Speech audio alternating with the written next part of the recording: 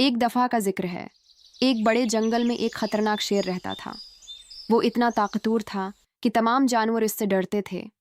ایک دن شیر دھاڑا، آج سے روزانہ ایک جانور میرے پاس آئے گا، میں صرف اسی کو کھاؤں گا، اگر کوئی نہ آیا تو میں تم سب کو کھا جاؤں گا۔ جانور بہت ڈر گئے مگر وہ مان گئے۔ اب ہر دن ایک جانور شیر کے پاس جاتا، ہرن، زیبرا، بندر۔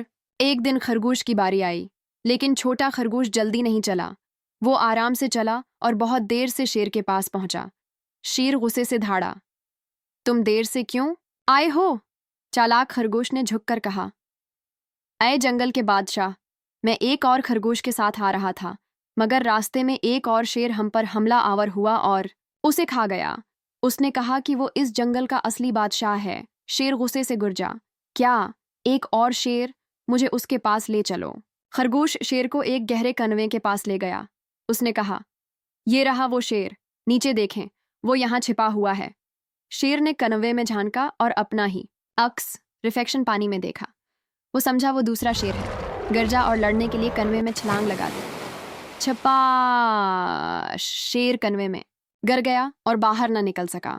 تمام جانور خوش ہو گئے اور چالاک خرگوش کی تعریف کرنے لگے جس نے سب کو بچا لیا۔ بچوں، ہمیں اس کہانی سے یہ سبق ملتا ہے کہ عقل طاقت سے زیادہ ضروری ہوتی ہے۔ اگر آپ کو یہ کہانی پسند آئی ہو تو ہمارے چینل کو ضرور سبسکرائب کریں